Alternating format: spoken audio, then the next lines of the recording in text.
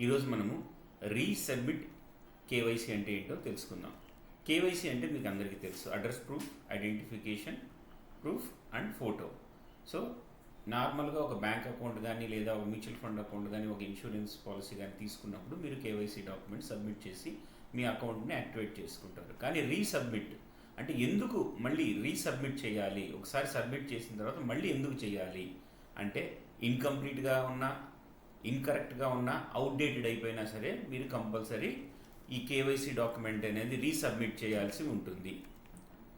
Incomplete అంటే missing identity missing ఉన్నా, లేదా మీరు ఇచ్చిన డాక్యుమెంట్ క్లియర్గా లేకపోయినా, సిగ్నేచర్ మీరు ప్రొవైడ్ చేయకపోయినా, ఇన్కంప్లీట్గా ఉంటే మీరు కంపల్సరీ రీసబ్మిట్ చేయాలి కేవైసీ డాక్యుమెంట్, అడ్రస్ ప్రూఫ్ కానీ, ఐడెంటిఫికేషన్ కానీ, ఫోటో కానీ. ఇన్వాలిడ్ అండ్ ఎక్స్పైర్డ్, మీరు ఈ కేవైసీ డాక్యుమెంట్స్ కోసం కొన్నిసార్లు పాస్పోర్ట్ని ఇస్తూ ఉంటారు. పాస్పోర్ట్లో ఎక్స్పైరీ డేట్ ఉంటుంది.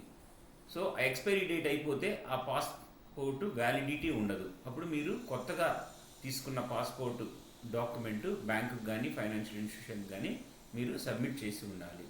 తర్వాత మీ ఆధార్లో అడ్రస్ అప్డేట్ చేసి ఉండదు, కానీ బ్యాంక్ అకౌంట్లో అప్డేట్ అయి ఉంటుంది. రెండు మ్యాచ్ అయినప్పుడు మీరు కంపల్సరీ రీసబ్మిట్ చేయాలి.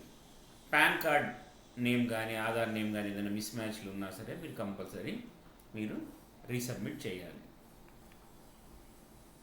నేమ్, టూ డాక్యుమెంట్స్ మీద నేమ్ కనుక తేడా ఉంటే కనుక, మిస్ మ్యాచ్ ఉంటే కనుక మీరు కంపల్సరీ సబ్మిట్ చేయాలి.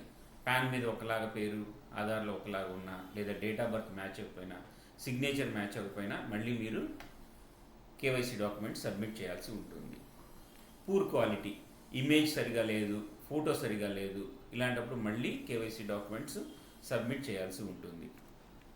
ఇన్కరెక్ట్ కేవైసీ ఫామ్, ఒకవేళ మీరు రాంగ్ ఫామ్ కనుక ఫిలప్ చేసి, లేదా మ్యాండేటరీ ఫీల్డ్స్లో కనుక నల్ వాల్యూస్ కానీ, ఇన్కరెక్ట్ వాల్యూస్ కానీ ఉంటే మీరు కంపల్సరీ కేవైసీ డాక్యుమెంట్ రీసబ్మిట్ చేసి మీ అకౌంట్ని యాక్టివేట్ చేసుకోవాలి.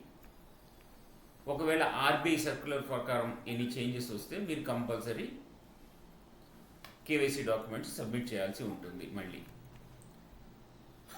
హై రిస్క్ కస్టమర్స్ అయితే every 2 years KYC document resubmit చేయాలి.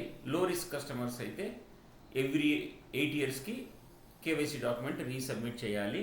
ఇవి ఆర్బీఐ పాలసీ ప్రకారం మారుతూ ఉంటాయి. వాటి ప్రకారం మనము కేవైసీ డాక్యుమెంట్ని రీసబ్మిట్ చేయాల్సి ఉంటుంది. ఒకవేళ చేయకపోతే ఎటువంటి యాక్షన్స్ ఉంటాయంటే, మీ అకౌంట్స్ మీద రిస్ట్రిక్షన్స్ పెట్టచ్చు banks, debit restrictions, credit restrictions, penalties కూడా వేయచ్చు. కాబట్టి మీరు రీసబ్మిట్ అవసరమైన సిచ్యువేషన్లో కంపల్సరీ సబ్మిట్ చేసి అకౌంట్ని యాక్టివేట్ చేసుకోండి. Thank you friends. నా వీడియో నచ్చితే లైక్ చేయండి, నా ఛానల్ సబ్స్క్రైబ్ చేయండి, మీ ఫ్రెండ్స్కి షేర్ చేయండి.